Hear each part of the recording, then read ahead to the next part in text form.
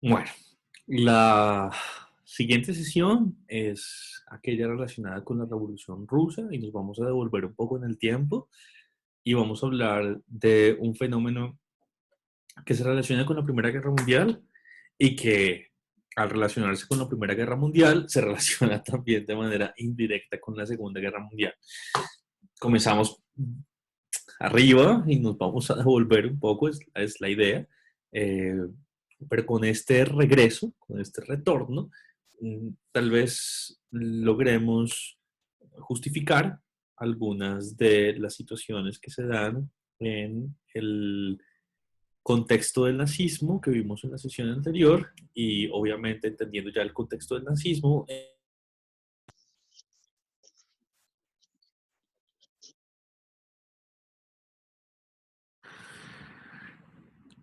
Hablar de la Primera Guerra, hablar de la Revolución Rusa, perdón, es hablar de alguna manera también de la Primera Guerra Mundial.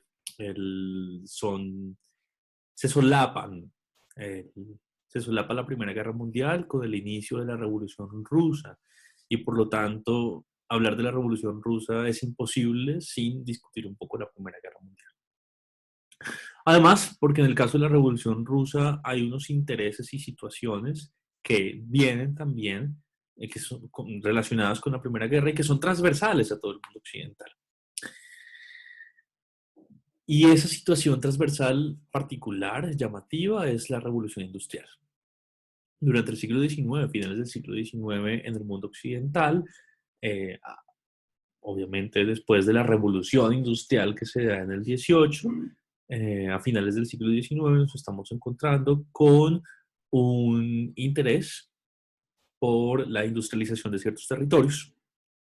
Ese interés en la industrialización genera, por supuesto, unas fuentes de ingreso importantes para muchos territorios y al mismo tiempo está generando un mercado y ese mercado,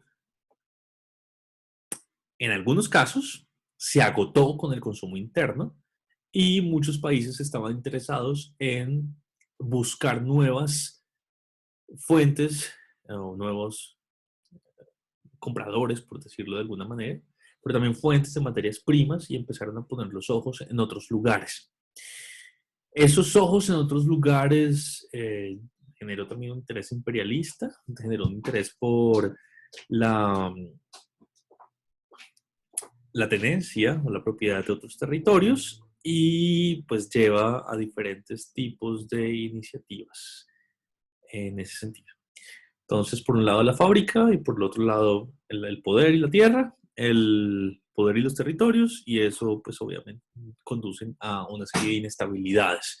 Esas inestabilidades se dan en los Balcanes y en África en particularmente, y la Primera Guerra Mundial comienza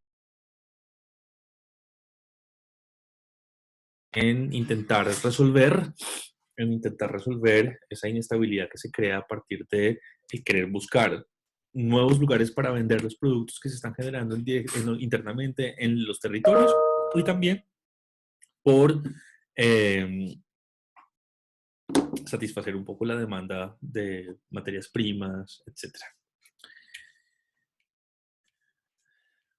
Si revisamos Europa antes de la Primera Guerra Mundial, nos vamos a encontrar con esto, con el Imperio Austrohúngaro, por un lado, con una Alemania que tiene posesión de Polonia y otros territorios, con una Italia que se une en 1915, el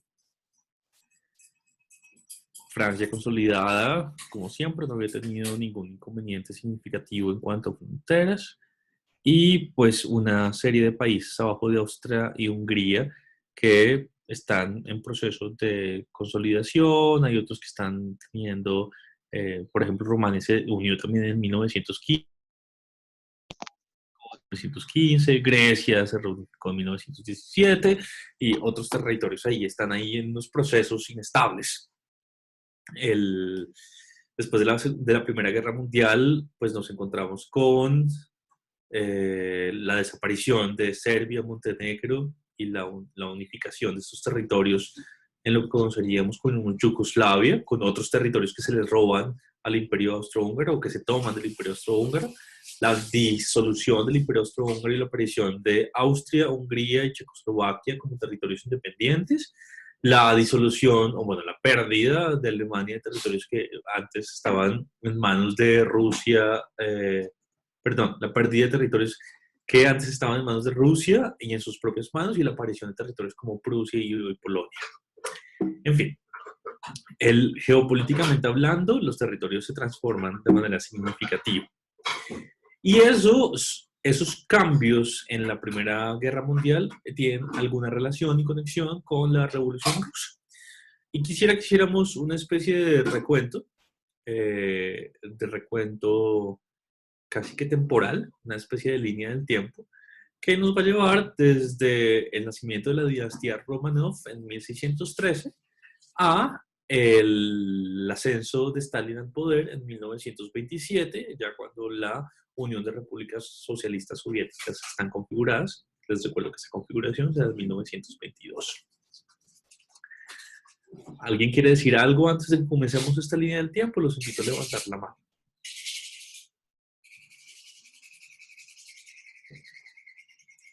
Bien. El zar Nicolás II es el monarca que está en el poder en Rusia cuando se da todo el proceso de inestabilidad del proceso revolucionario que conduce a la aparición de una nueva realidad, tanto política como social, en Rusia. El zar Nicolás II está en el poder hasta 1917 y este zar es un personaje que pertenece a una familia, una dinastía, que es la dinastía Romanov, que está en el poder en Rusia desde 1613. Como les hablaba acerca de la industria, Rusia, al ser un país también occidental, no es un país ajeno a esta industrialización que se logra después de la revolución industrial y particularmente con diferentes tipos de iniciativas industrializantes en el siglo XIX. Y esas iniciativas, me voy a referir un poco para dummies, son súper generalizante lo que voy a decir, todo tiene sus asteriscos, quiero llamar la atención en ese sentido, todo tiene sus asteriscos. El, estas iniciativas industriales generan también una especie de desconexión o de desniveles sociales en la sociedad rusa. Los trabajadores hacen que tengan una calidad de vida muy diferente a las personas que no están participando del proceso industrial. Entonces, dentro de los primeros intereses revolucionarios que se dan, o bueno, algunos de los intereses revolucionarios que se suscitan a finales del siglo XIX, están básicamente relacionados con las desigualdades en torno a desigualdades sociales. La calidad de vida de unos y no de otros, particularmente en un país tan difícil como este, por sus configuraciones geográficas, por su tamaño, en el siglo XIX por las distancias tan grandes entre los centros urbanos, porque se construyen fábricas y se generan nuevas ciudades y se desconocen otras ya existentes, lo que crean también unas tensiones entre esas nuevas iniciativas, en fin. Entonces, por un lado, los intereses dentro de la cajita de motivos, donde vamos a meter todos los motivos que conducen a la revolución. Una de los ingredientes, de los elementos que vamos a poner ahí adentro es el de la desigualdad social y una desigualdad que está relacionada con la transformación industrial del país. Dos, en 1905 hay una guerra, es la guerra ruso-japonesa, y en esta guerra mueren muchísimas personas. Rusia pierde esa guerra con el Japón en 1905 y pues hay muchas bajas. Y las personas que van a la guerra, pues en este caso son hombres y ahí es una pérdida significativa porque tenemos una reducción en la capacidad del trabajo y de producción del país. Muchas familias huérfanas y al mismo tiempo mueren muchas personas jóvenes que venían de alguna u otra forma a reemplazar generacionalmente a otros que pues ya no estaban en capacidad de participar dentro de las dinámicas de la producción, ya fuera agraria o industrial, en fin. Y después llega la Primera Guerra Mundial en 1914. Rusia participa activamente en esta Primera Guerra Mundial también, y pues también tiene bajas. Y también, obviamente, eso disminuye la creación de productos, etcétera.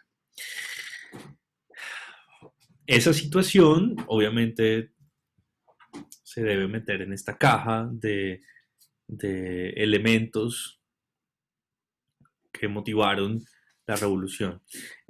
Hay un descontento en general y aparecen, aparecen unas estructuras dentro de esos descontentos, y aparecen unas estructuras también dentro de los trabajadores y unas estructuras también del universo rural y de producción agraria, y entre ellos están los soviets. ¿Alguien me puede contar qué son los soviets? ¿Alguien de los que están en este momento en la clase puede contarme qué son los soviets?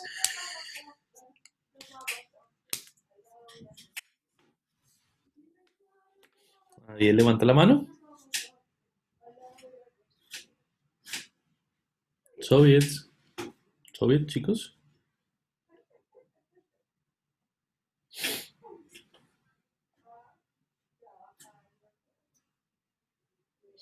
Es un órgano de trabajadores, particularmente. Cuando hablamos de soviets, estamos hablando de un órgano de trabajadores, un consejo, particularmente. Un consejo es una estructura y que está relacionada el, que está relacionada con los campesinos, con la agrupación de agremiación de campesinos, donde pues se estructuraban estas reflexiones y pues que desembocaron en estos descontentos.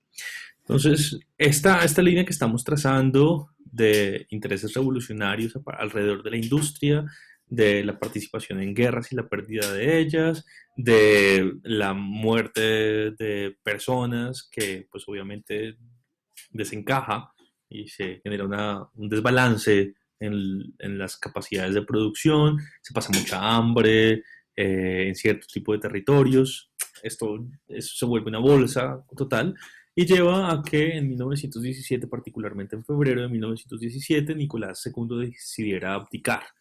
Pero no solamente el tipo abdica, sí, pero termina siendo asesinado en su casa de invierno, en su palacio de invierno.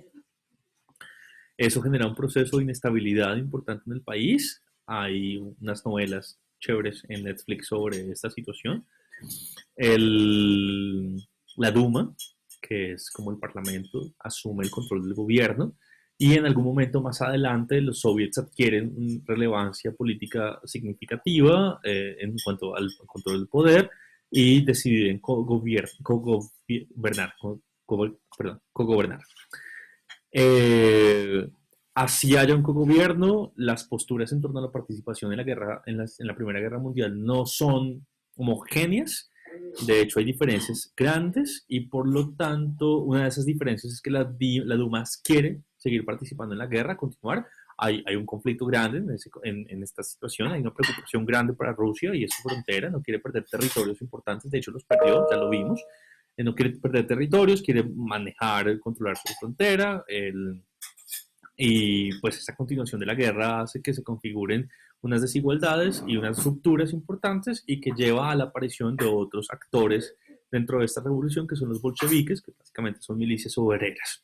El, la aparición de los bolcheviques se convierte en una estructura de alguna otra forma armada, y esa estructura armada pues termina haciéndole frente también a todo el proceso revolucionario y desestabiliza un poco más la situación, hasta el punto de que en 1917, particularmente en octubre de 1917, Lenin sube al poder. Lenin sube al poder y empieza a vivirse en Rusia toda una serie de transformaciones significativas en este universo,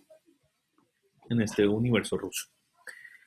El, hay más situaciones, se acaba la Primera Guerra Mundial, hay un tratado de Brest-Litovsk, que se fue el Ejército Blanco, Ya ustedes saben cuál es la diferencia. Y llegamos a 1922, donde se funda la Unión de Repúblicas Socialistas Soviéticas y finalmente la aparición, el ascenso de Stalin al poder en ese año. Este es, de alguna forma, un camino muy sucinto, muy, pero muy sucinto. Se quedan muchas complejidades por fuera, pero es un camino que nos lleva desde esa tranquilidad dinástica, monárquica, finalmente a la aparición y al ascenso de Stalin al poder, que tiene unas connotaciones importantes para la música. El, para el arte, el ascenso al poder primero de Lenin y después de Stalin tiene unas consecuencias diferentes. Yo quisiera que habláramos primero de las consecuencias en el arte y en la música de la dirección de Lenin.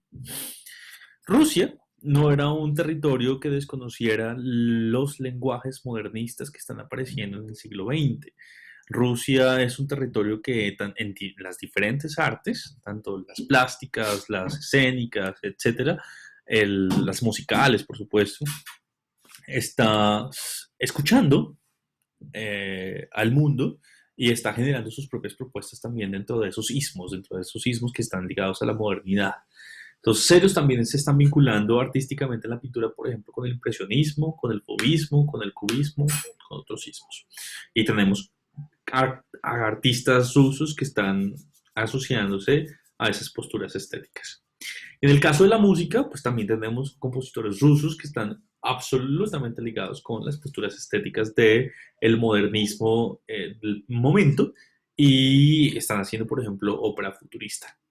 La razón por la cual esto se termina manteniendo y conservando, estas iniciativas artísticas que tienen que ver con la intelectualidad de la cual hablábamos, estas ahorita al comienzo de la clase y también la semana pasada, al comienzo de la clase cuando estábamos hablando del nazismo y la semana pasada, pasa también algo interesante y es que hay una postura ideológica, Trotsky es el pensador en este caso, así como lo fue en el nazismo Goebbels, en este caso Trotsky es uno de esas máquinas ideológicas importantes. Él afirmaba que el arte no era un dominio donde el partido debiera ser líder, por lo tanto, pues había una serie de flexibilidad y tranquilidad en la aparición, crítica, revisión del arte. ¿Qué sí pasó? Hubo una promoción y apoyo a las artes importante, significativa. Se dio la creación de museos, el Hermitage y muchos otros museos nacen de estos tipos de iniciativas. Lo que se hizo fue, se le quitó a la aristocracia muchos productos artísticos, se le quitó a la aristocracia muchos productos artísticos, se le quitó a la aristocracia cuadros, esculturas, y con eso se lograron hacer museos. De alguna u otra forma estaban pensados los museos en esta época para que todos pudieran asistir, la idea de todos es importante. Se favorecieron nuevas corrientes, se favoreció el nacimiento de nuevas corrientes y por eso encontramos en las artes y en la música diferentes tipos de propuestas que están relacionadas con la intelectualidad, pero al mismo tiempo, de manera simultánea, de manera paralela, aparece otra idea que es la del proletuk, que es la cultura proletaria. ¿Alguien me puede explicar qué es esto del proletariado? Yo sé que sí. ¿Me pueden ayudar con esa? Por el chat o levantando la mano. Alejandra, adelante. Te voy a activar el sonido, Alejandra. Dame un segundo. Dame un segundo. Listo, Alejandra. Ahora sí puedes activar tu sonido.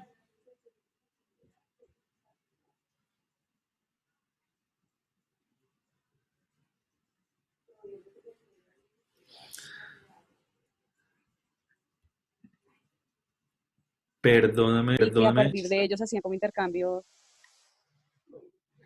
¿Puedes volver a comenzar, por favor? Es que tuvo un fallo el sonido. Hola, hola. Ahora sí, dale. ¿Me escuchas? Pues lo que yo tengo entendido es que se refiere a las personas que no tienen ningún tipo de posesión, que únicamente tienen a sus hijos y lo que hacían era ponerlos a trabajar, o sea, pero le viene de hijo, entonces que esas eran como sus únicas posesiones Gracias, y Alejandra. hacían, Sigue, sigue. ¿Alguien más?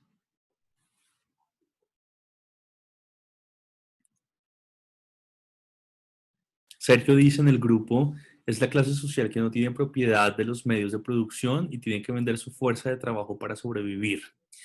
Bien, y es importante que tengamos en cuenta esas definiciones, gracias a ambos, porque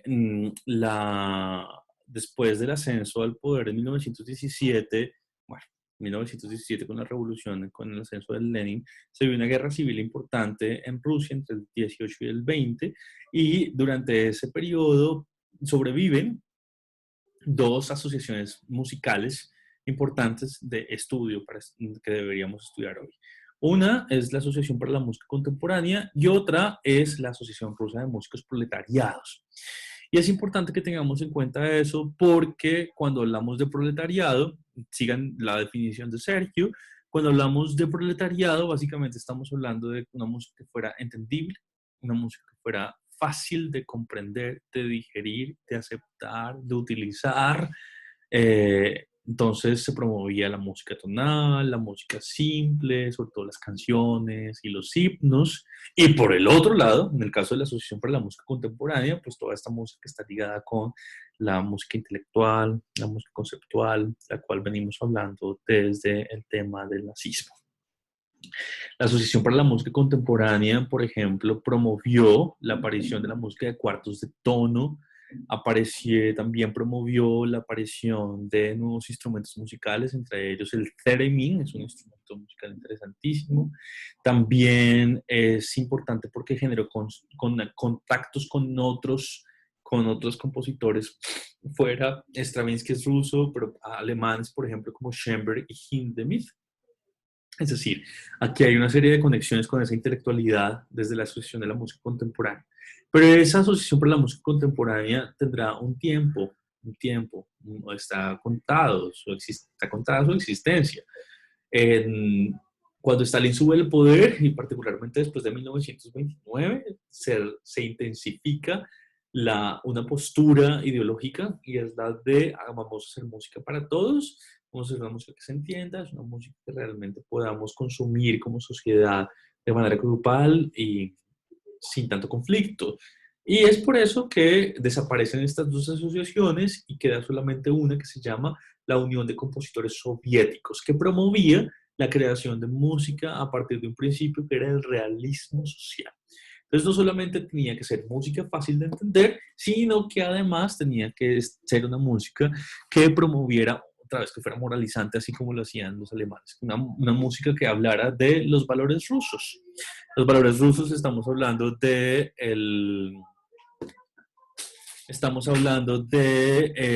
la música que está ligada a las maneras,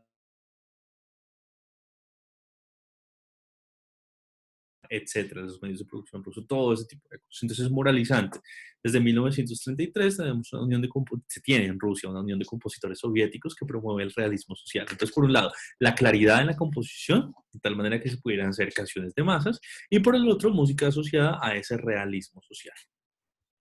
Si tuviéramos que establecer específicamente cuáles son esas características, pues música sencilla y accesible. Música que se apoyaba en los estilos folclóricos, a mí esa palabra no me gusta, pero pues podríamos hablar ustedes ya saben por qué, o música que hablara de asuntos patrióticos o que incentivaran el patriotismo. Tiene todo el sentido. Cuando se configura la Unión Soviética, en 1922, las cosas empiezan a transformarse de diferentes maneras. Entre ellas, hay un ejercicio de adoctrinamiento, por un lado, pero por el otro hay un ejercicio de persecución.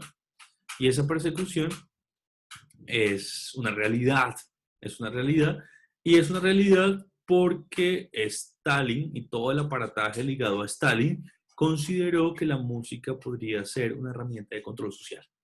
Así de sencillo. Entonces, como es una herramienta de control social, pues debemos utilizar la música para nuestras necesidades. Entonces, dentro de las posturas estéticas, ideológicas estéticas del periodo están el eliminar, erradicar toda la porquería estética del pasado. Entonces, otra vez venimos a la música intelectual, la música relacionada con propuestas musicales que no competen a la cultura rusa. Se nacionalizaron teatros, conservatorios, salas de conciertos, se reguló la programación de la radio, muchísimas cosas. Eso sucede y es importante que lo tengamos en cuenta porque no es un tema sencillo y no es de poca monta la situación, porque después de que empieza a surgir esta regularización, pues por supuesto los discursos musicales, las propuestas musicales se enmarcan dentro de un contexto y dentro de ese contexto no pasa, no debe pasar nada.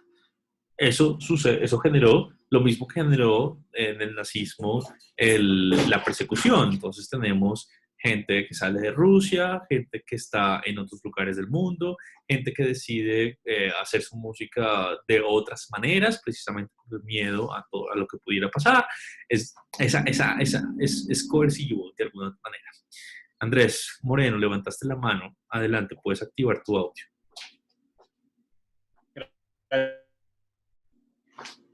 Quiero preguntar simplemente cómo reconciliamos esto que se está diciendo, que las artes son vía de adoctrinamiento del pueblo en la ideología marxista-leninista, con lo que se dijo más temprano, la cita de Trotsky en la que él dice, el arte no es dominio donde el partido deba ser líder. ¿Cómo reconciliamos ambas cosas? No hay que reconciliarlo, es muy sencillo. Cuando Trotsky está en el poder, recuerden que ustedes que Trotsky es traicionado de alguna otra forma, pasó a ser una figura muy importante y desapareció. De repente ya no tiene la misma importancia. Entonces estamos hablando, cuando yo ponía esa cita, hablaba de los primeros momentos de la revolución, cuando Lenin estaba al poder, y miren que aquí ya estamos en la Unión Soviética, estamos súper cerca de la configuración y el ascenso de Stalin al poder, y por lo tanto hay un cambio radical en la postura, hay un cambio radical en la postura, hay un cambio radical en los procesos ideológicos, hay un cambio radical en cómo se va a hacer control de todo. Entonces, no, yo considero que ni siquiera hay que reconciliarlo, es sencillamente que estamos frente a dos momentos distintos y con dos cabezas distintas y con dos direcciones e iniciativas también con objetivos distintos. ¿Alguien más?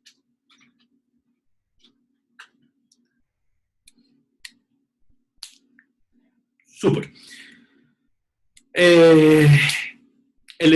En el caso de Rusia, y particularmente después de la consolidación de la Unión de Repúblicas Socialistas Soviéticas, el gobierno se encargó de ser el patrocinador universal.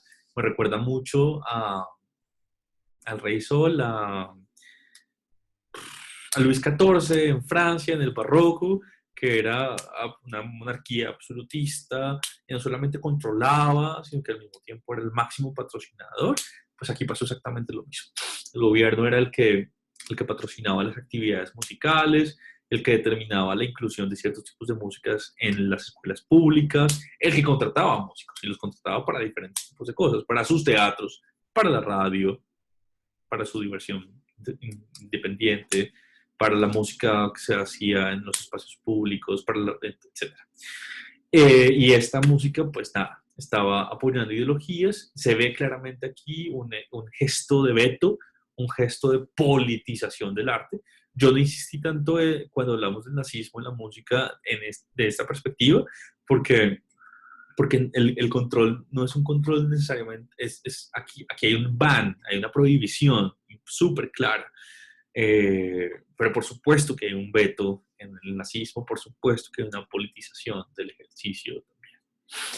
Y yo quisiera que habláramos acerca de Shostakovich, entonces por eso es que les puse a leer el artículo de Manuel. Entonces, él quisiera invitarlos a que compartamos un poco lo que aparece en esa lectura, y pues abro el espacio para que hablemos de Shostakovich un rato. ¿Qué te decía en la lectura por la cual hicimos una pausa hace un rato? Cuéntame.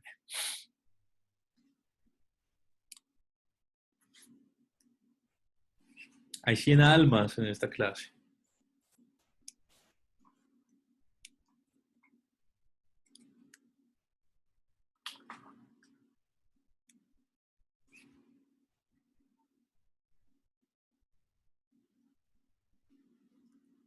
Daniel, puedes. Por supuesto que puedes. Activa tu audio y habla. Hola, Adelante. hola, ¿se escucha? Sí, se escucha. Sigue. Pues sobre un momento de todas esas políticas de provisión que llegaron, muchos se retiraron y se exiliaron de la Unión Soviética, pero en cambio él se quedó y quedó visto como un vendido al comunismo, cuando en realidad durante toda su obra lo que hizo fue satirizar y burlarse, tratando de encontrar todos estos huecos que tenía el sistema sobre las provisiones para burlarse de Stalin. Y Stalin seguía creyendo que pues él estaba apoyándolo, cuando en realidad todo el tiempo estuvo burlándose y ni siquiera cuando murió nadie se dio cuenta hasta que después en Occidente lo volvieron a analizar. Uh-huh. Y pues ya. Súper. ¿Alguien más había, gracias Daniel, alguien más había hablado, levantado la mano hace un rato? Saúl, adelante, activa tu audio y sigue. Ok, profe, pues yo básicamente lo que me fijé sobre la biografía de él es pues los elementos que el tipo tiene como para de cierta forma fingir que está a favor del régimen, pero detrás hacer como un ejercicio de resistencia silenciosa. Y eso pues me parece muy bacano como lo encara la lectura en relación a que en Occidente se percibía así, pero paradójicamente Stalin, que tenía el control pues, de todo en la URSS, pues no se daba cuenta de esto. Me parece que eso se puede rescatar de la lectura. Gracias, Saúl. Una última intervención. ¿Alguien más quiere participar?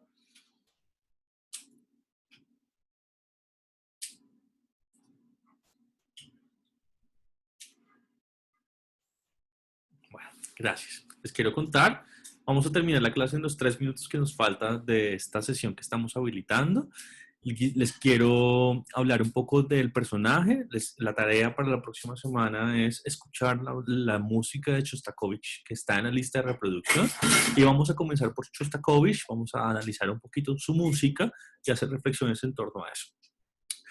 Shostakovich se forma en el Conservatorio de Petrogrado. Antes de que San Petersburgo se llamara San Petersburgo, se llamaba Petrogrado. El Petrogrado es una ciudad que está completamente alineada con el sistema.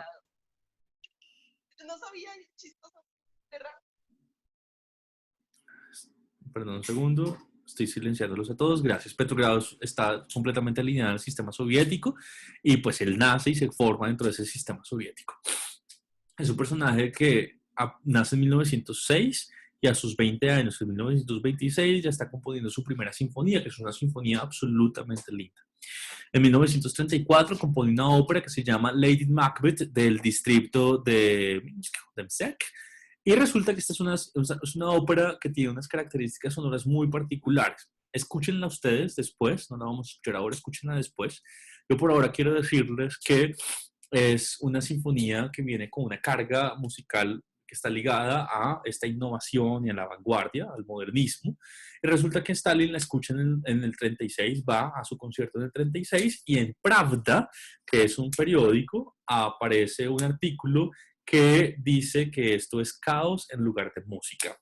Y por supuesto el compositor se sintió bastante afectado, muy pero muy afectado, pues había unas purgas, gulags, que eran básicamente que desaparecían artistas, eran secuestrados, asesinados, desaparecidos en general, y esas purgas pues obviamente eran tan comunes que Shostakovich pensó que iba a morir.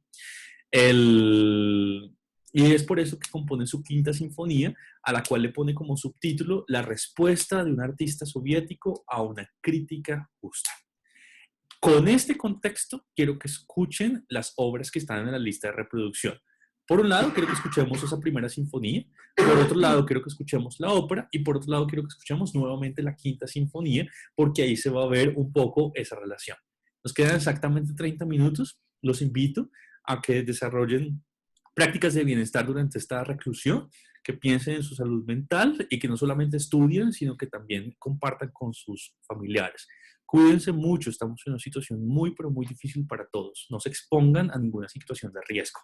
Gracias por entender las particularidades del curso y las dificultades tecnológicas que estamos teniendo. Nos vemos dentro de 8 días. Dentro de 8 días discutimos entonces a Shostakovich a profundidad. Gracias a todos. Hasta luego.